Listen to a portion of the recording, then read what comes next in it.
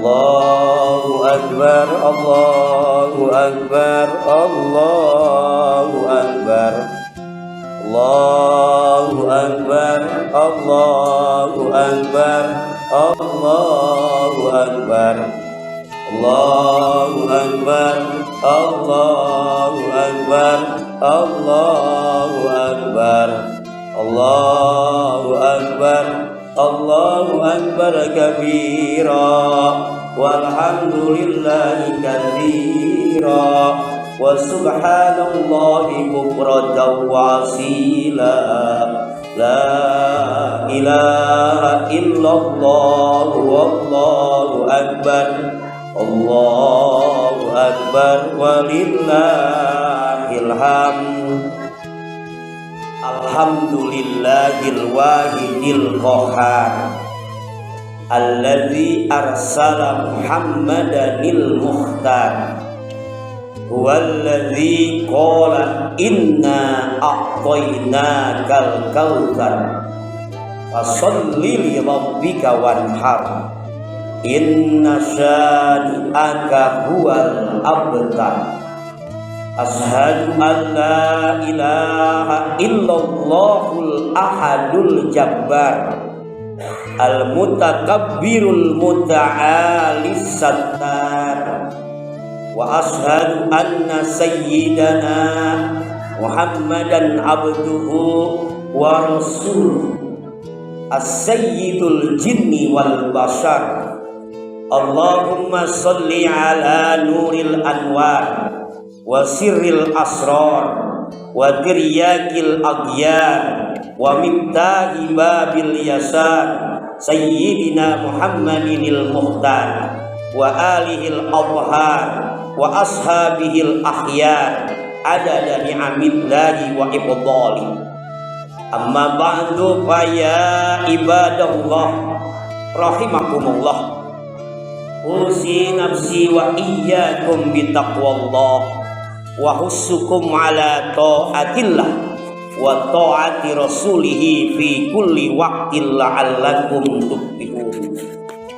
Kama qala Allah ta'ala fi kitabih, ya ayyuhalladzina amanu taqullaha haqqa tuqatih wa la tamutunna illa wa antum muslimun.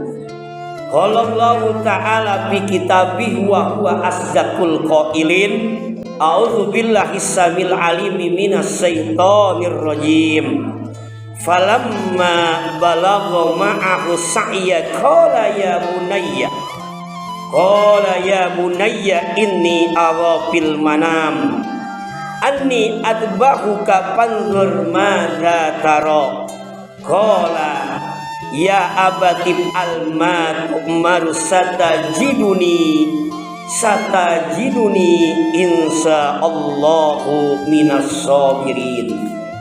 Wallahu a'lam bimuradih. Hadirin jamaah salat Idul Adha rahimakumullah, puja dan puji syukur kita haturkan kehadirat Allah Subhanahu wa ta'ala. Sholawat dan salam tidak lupa semoga selalu dicurahkan kepada baginda tercinta, yakni Habibana wa Nabiyana wa Sayyidana wa Maulana Muhammad sallallahu alaihi wasallam. Melalui mimbar khutbah pada pagi hari ini, Khatib Al-Fakir wasiat khususnya untuk Al-Fakir, umumnya untuk jamaah yang hadir, yuk senantiasa kita selalu berusaha meningkatkan kualitas takwa kita kepada Allah Subhanahu wa ta'ala, yang tentunya dengan kita sadar untuk melaksanakan perintah Allah dan kita sabar untuk menjauhi larangan Allah Subhanahu wa ta'ala. Allahu akbar, Allahu akbar, Allahu akbar, walillahil hamd. Hadirin wal hadirah rahimakumullah. Setelah kita mengumandangkan takbir, tahlil dan tahmid sebagai wujud mengagungkan Allah Subhanahu wa taala, memperkuat tekad kita kepada Allah Subhanahu wa taala dan memuji kepada Allah Subhanahu wa taala. Kemudian kita lanjutkan rasa syukur kita kepada Allah melalui ibadah sholat Idul Adha yang baru saja kita laksanakan. Hari ini kita berkumpul di tempat yang mulia, di Masjid Baitur Rahman, dalam rangka memperingati satu peristiwa hari raya yang amat istimewa. Terkadang disebut Idul Adha, ada juga yang menyebut Idul Kurban, ada juga yang menyebut Lebaran Haji. Disebut Idul Adha karena memang pada hari ini kita diperintahkan untuk menyembelih. Disebut Idul Kurban karena memang hari ini kita diperintahkan untuk berkurban bagi yang mampu untuk berkurban. Bahkan Rasulullah menyatakan, barang siapa yang mampu untuk berkurban seekor kambing atau domba dalam keadaan mampu pada 4 hari di bulan Zulhijjah, tanggal 10, hari Tasrek 11, 12, 13, kemudian orang itu tidak memotong hewan kurban dan tidak menyembelih hewan kurban, maka kata Rasulullah, fala yaqribanna musallana, orang yang seperti ini jangan dekat-dekat dengan masjid kami, dengan tempat sholat kami. Artinya Rasulullah tidak mengizinkan orang itu untuk sholat di Masjid Nabawi yang ada di Madinatul Munawwarah. Bagi yang mampu tidak mau berkorban, sementara kita selalu menginginkan bisa ziarah ke Mekah dan Madinah. Apa yang menjadikan kita tidak dipanggil oleh Allah? Mungkin kesalahan kita kemarin kita mampu untuk menyembelih hewan kurban, ternyata kita tidak memperhatikan dan tidak memotong hewan kurban tersebut pada saat. Allahu Akbar, Allahu Akbar, Allahu Akbar, walillahil hamd.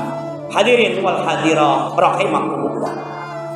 Hari raya Idul Adha dan rangkaian ibadah haji memberikan pelajaran yang sangat berharga dari sosok Nabi Ibrahim alaihissalam dan keluarganya.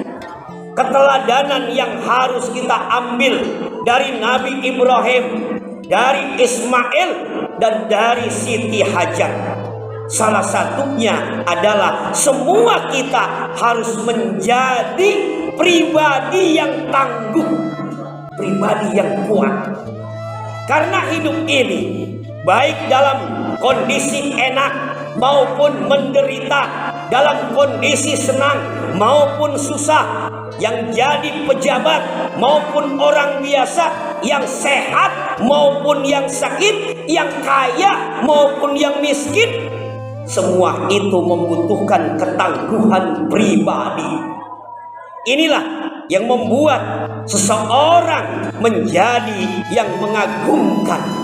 Dalam hadis Rasulullah SAW, beliau bersabda, ajabal li amril mu'min, inna amrahu kullahu la khair, wa laisa dzalika li ahadin illa lil mu'min. In asobatku sarra'u syakara wa in asobatku dorra sobara fakana khairallah. Menakjubkan urusan orang-orang yang beriman. Sesungguhnya semua urusan baik bagi dirinya, dan tidak ada yang demikian itu hanya bagi orang-orang yang beriman. Dan tidak ada yang demikian itu bagi seseorang selain bagi seorang mukmin. Kalau ia memperoleh kesenangan, ia bersyukur dan itu baik baginya. Kalau ia tertimpa kesusahan musibah, ia sabar dan itu baik baginya. Hadis riwayat Imam Ahmad dan Imam Muslim. Allahu Akbar, Allahu Akbar, Allahu Akbar walillahil hamd. Setidaknya ada 3 bentuk ketangguhan pribadi pada keluarga Nabi Ibrahim alaihissalam yang harus kita miliki. Yang pertama, tangguh dalam memegang prinsip kebenaran.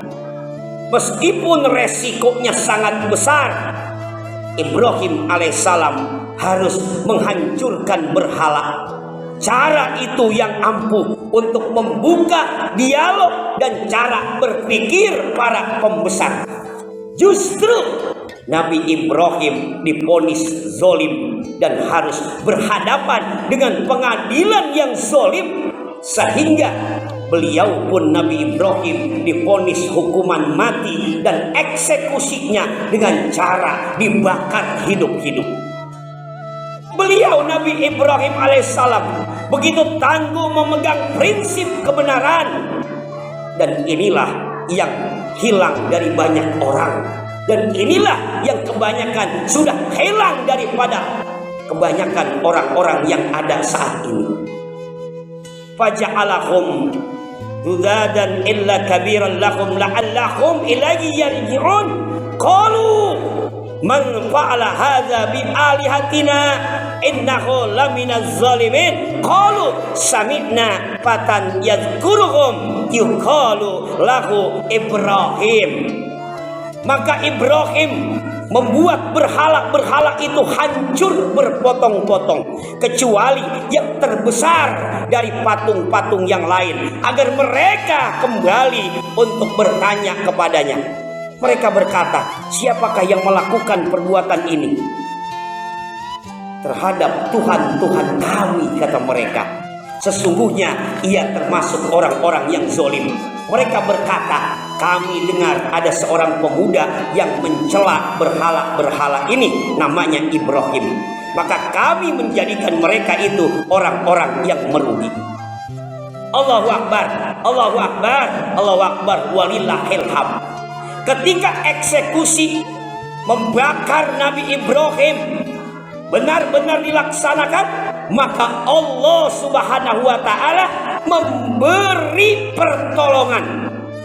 Memegang prinsip kebenaran memang harus memiliki keyakinan yang kuat akan adanya pertolongan Allah Subhanahu wa ta'ala, meskipun ia sendiri tidak tahu kapan pertolongan itu diturunkan. Tapi ada keyakinan kalau kita selalu memegang prinsip kebenaran, yakin pertolongan itu akan datang.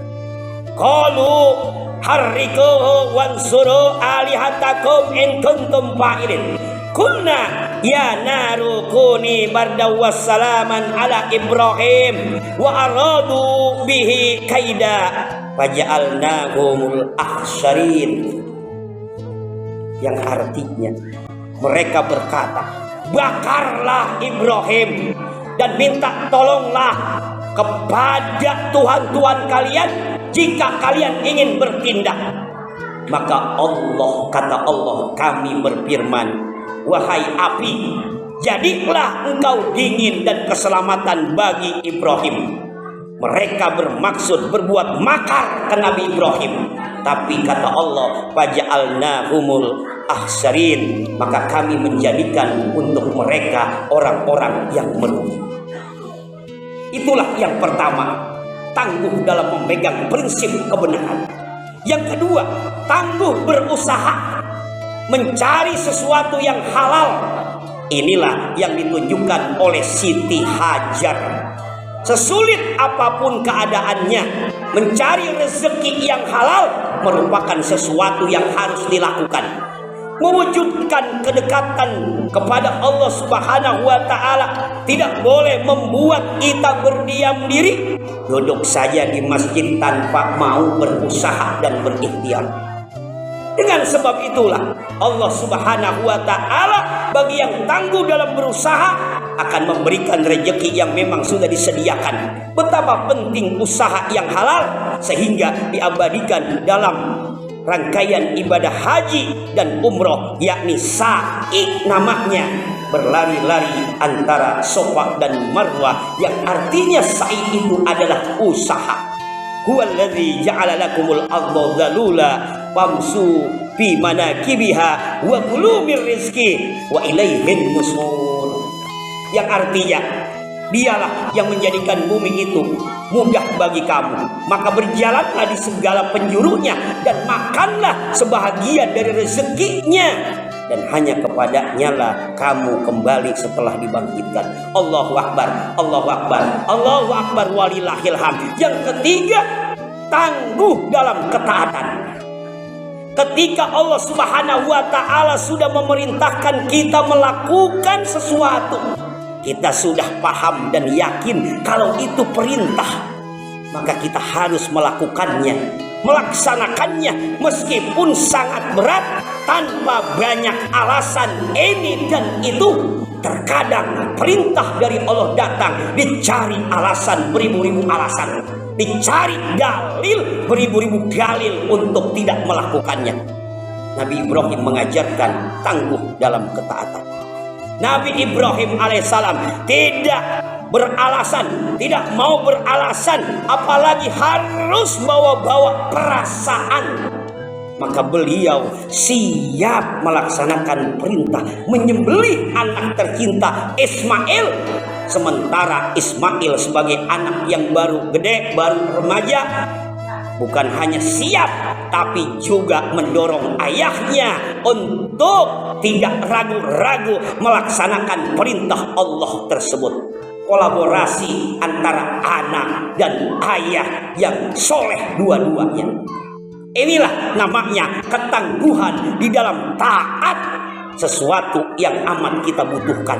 Falamma balagu ma'ahu sa'ya qala ya bunayya inni ara bil manam anni adbahuka fanzur madza tara qala ya abati alma tu'mar satajiduni insyaallah ta'ala minas sabirin. Ketika Nabi Ismail beranjak menjadi orang yang sudah remaja dan bisa diajak berusaha, ayahnya berkata, wahai anakku, ayah bermimpi sampai 3 kali bahwa ayah ini harus menyembelih engkau. Apa pendapat engkau sebagai anak? Maka Nabi Ismail sebagai anak yang soleh, ya abatim alma tu'mar, jangan ragu-ragu ayahku, laksanakan, itu perintah Allah. Insya Allah aku sebagai anak akan engkau temukan termasuk orang-orang yang sabar. Allahu Akbar, Allahu Akbar, Allahu Akbar, walillahil hamd. Hadirin wal hadirah rahimakumullah. Maka kalau kita simpulkan dari kisah Nabi Ibrahim dan Ismail alaihissalam, memberi 3 pelajaran juga kepada kita. Yang pertama adalah bagaimana ketaatan Sayyidina Ibrahim alaihissalam kepada Allah Subhanahu wa ta'ala, walaupun dengan menyembelih anak kesayangannya. Ini mengajarkan kita untuk mengedepankan perintah Allah walaupun berat dilakukan oleh hawa nafsu yang diganggu terus, karena sesungguhnya untuk itulah kehidupan kita yang sebenarnya. Wa ma khalaqtul jinna wal insa illa liya'budun. Ibadah itu adalah tunduk dan taat pada perintah Allah, maka harus tangguh di dalam memegang prinsip kebenaran. Yang kedua yang bisa kita ambil hikmahnya adalah Ismail alaihissalam sebagai seorang anak melakukan itu karena beliau tahu dan sadar bahwa ridho Allah tergantung pada ridho kedua orang tua. Begitu sebaliknya, ketika ayahnya menyampaikan ada perintah menyembelihnya, maka seorang Ismail yang soleh taat. Beliau ditunjukkan bahwa ridhonya Allah tergantung pada ridho kedua orang tua. Ketika menolak, Allah akan murka. Nabi Ismail tidak menginginkan itu, karena man asbaha murdiyan li muskhital li walidai fa ana alai sahid. Barang siapa di pagi hari membuat rela aku, kata Allah, tetapi membuat murka kedua orang tuanya, maka aku pun, kata Allah, murka padanya karena kemurkaan kedua orang tuanya. Berangkat tadi ke sini ke Masjid Baitur Rahman ingin melaksanakan Idul Fitri, Idul Adha, sebelum berangkat menyakiti orang tua sakit, nangis, maka ibadah Anda di sini Idul Adha tidak ada manfaatnya. Karena ridho Allah tergantung daripada ridho kedua orang tua. Wa man asbaha mudian liwalidayhi musitol li fa ana anhu aradin. Dan barang siapa di pagi hari membuat rela kedua orang tuanya, menyenangkan orang tuanya dan membuatku, kata Allah, murka terhadapnya, aku pun, kata Allah, rela terhadapnya karena kerelaan kedua orang tuanya. Ketika dia, orang tuanya rela, walaupun dia ada kemurkaan Allah, maka murka Allah ini tidak jadi ditarik oleh Allah, karena dia saat itu menyenangkan kedua orang tuanya. Allahu Akbar, Allahu Akbar, Allahu Akbar, walillahil hamd. Hadirin wal hadirah rahimakumullah. Yang ketiga yang bisa kita ambil pelajaran adalah kedermawanan Nabi Ibrahim alaihissalam, sehingga beliau rela berkurban dengan ratusan ekor hewan kurban untuk para fuqaha dan masakin. Jiwa sosial yang demikian itulah yang kita butuhkan, apalagi masa-masa yang sulit ini, di mana untuk makan saja kita kadang-kadang susah, harga cabai pun naik, harga sandang pangan pun naik. Maka kesempatan bagi kita untuk memperbanyak sedekah, karena sedekah itu dapat meleburkan dosa-dosa kita, menaikkan derajat kita, dan menjadikan Allah cinta kepada kita. Allahu Akbar, Allahu Akbar, Allahu Akbar, walillahil hamd. Sebagai ungkapan di akhir khutbah Idul Adha pada pagi hari ini, semoga perayaan Idul Adha kali ini mampu menggugah kita untuk rela berkorban demi kepentingan agama, bangsa, dan negara. Jika kita belum mampu menyembelih hewan kurban tahun ini, maka sembelihlah sifat sombong, sembelihlah sifat angkuh, egois dalam diri kita yang selalu merasa benar, selalu merasa pandai, selalu merasa alim, selalu merasa pintar. Sembelih sifat-sifat itu dalam diri kita, dalam hati kita. Kalaupun memang pada tahun ini kita tidak bisa menyembelih hewan kurban, maka penyakit-penyakit itulah kita sembelih. Jika kita belum diberi kesempatan melempar jumroh tahun ini di Mina, maka lemparlah, buanglah, lemparlah sifat iri, sifat dengki, amarah, dendam dalam diri kita, agar kita dapat memandang orang lain dengan penuh kasih sayang. Jika kita belum sempat melaksanakan mengelilingi Ka'bah tawaf tahun ini, maka kunjungilah tetangga, saudara, dan sahabat-sahabat kita, bersilaturahim agar terjalin tali silaturahim yang erat di antara sesama hamba Allah Subhanahu wa taala yang beriman. Ibadah yang khusus pada hari ini adalah fasholli li rabbika wanhar, yaitu sholat Idul Adha sudah kita lakukan, mudah-mudahan diterima oleh Allah Subhanahu wa taala.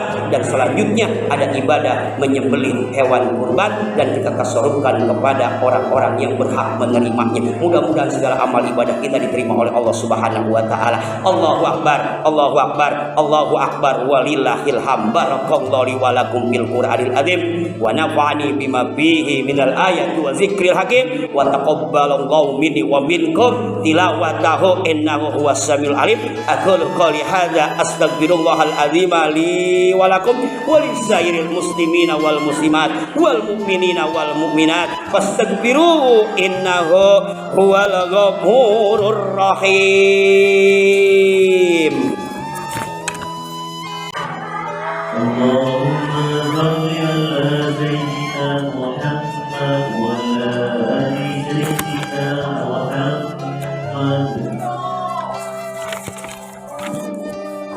Allahu Akbar, Allahu Akbar, Allahu Akbar, Allahu Akbar, Allahu Akbar, Allahu Akbar, Allahu Akbar, Allahu Akbar kabira, walhamdulillahi katsira, wa subhanallahi bukratan wa asila. lillah. Alhamdulillahi a'adal a'yada wa karar.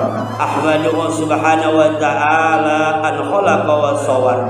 Ashhadu an la ilaha illallah wahdahu la syarikalah. Sahadatan yanqalu bihal mizan fil mahsyar. Wa ashhadu anna sayyidana Muhammadan abduhu wa rasuluhul mab'utsu ila azwadi wa ahbar. Allahumma shalli wa sallim ala sayyidina Muhammadin wa ala alihi wa sahbihi faizina bisarabil abhar. Amma ba'du fa ya ibadallah ittaqullaha fima amar wattahu amma nahallahu anhu wa hadan wa alamu anna Allah ta'ala shalla ala nabiyyi qadima wa qala ta'ala innallaha wa malaikatahu yusalluna ala nabi ya ayyuhalladzina amanu sallu alaihi wa sallimu taslima. Allahumma shalli wa sallim ala sayyidina Muhammadin khairil khalqi sahibil wajhil anar. Wadallahumma an kulli sahabati ajmain wa anit tabi'in wa man tabi'ahum bi ihsanin ila yaumiddin. Amin ya Allah ya rabbal alamin. Allahumma ighfir lil muslimina wal muslimat wal mu'minina wal mu'minat al ahya'i minhum wal amwat.